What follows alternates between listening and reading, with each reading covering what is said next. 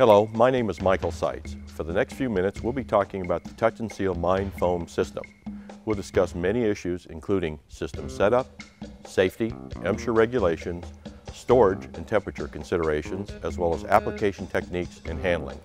We hope you will find this information to be helpful in the safe and successful use of Touch and Seal Mine Foam products.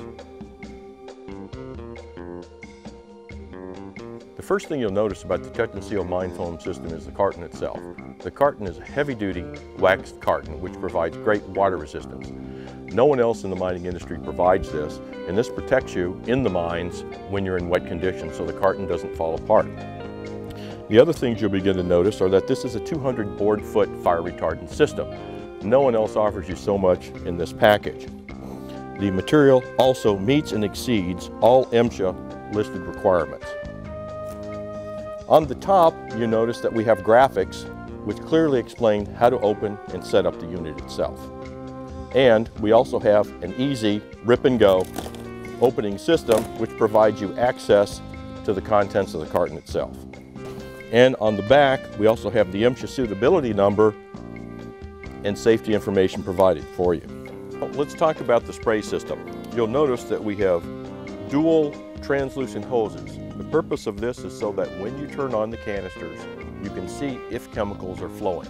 And if there are chemicals in both hoses, then you should have a good flow through the gun itself. This is the P2 gun, which is manufactured by Convenience Products. It's easy swivel, which makes it very easy if you're doing a lot of spraying. It also contains a positive trigger lock. In the out position, you can pull the trigger and activate the materials. They will flow. In the locked position, the safety is on and you're not able to spray any foam. The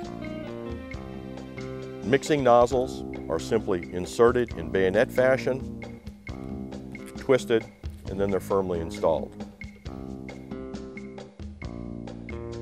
First thing we're going to do is look at the gun and make sure that the safety lever is pressed in.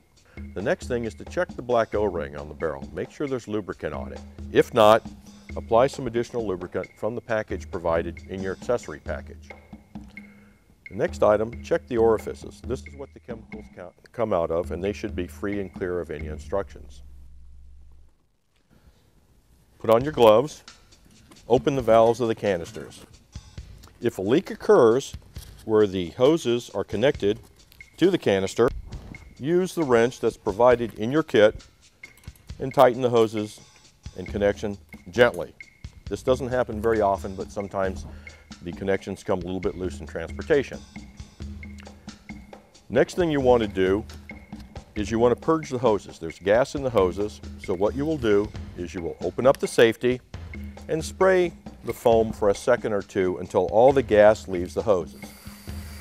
Now you have two roughly equal streams of chemicals coming out of the front of the gun. You see there's material on the gun. Make sure you lock it, safety. Clean off the edge of the barrel and assemble the mixing tip to the gun by inserting and turning. Close the carton.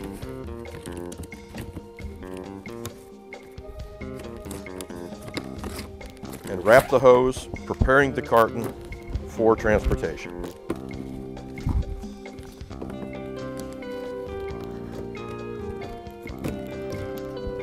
Pull out the handle, and you're ready to go.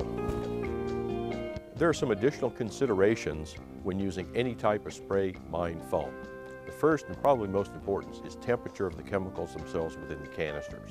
They should be at least 70 degrees Fahrenheit to work properly. Lower temperatures will result in slower cures and possibly less expansion of the foam. Many mines are cold throughout the year. Remember that if you leave your mine foam in the mine for long periods of time, the temperature will be reduced in the canisters and the mine foam will not function as well as it will at the proper temperatures. The second most important consideration is ventilation. Make sure that you always stand upwind to avoid exposure and overspray. This is the P2 applicator spray gun extender. The purpose of this device is to allow the miner to reach up into high areas without having to use a ladder or stand on something. and spray as foam to seal stoppings and seals. We'll take the P2 applicator gun, making sure that the safety is pressed in.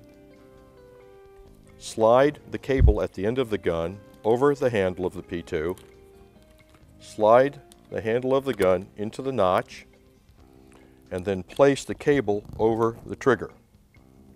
Now, as soon as you unlock the safety trigger, the gun is ready to spray.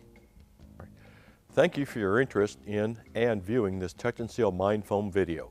Convenience Products is proud to provide innovative, safe, and easy to use products for the underground mining industry.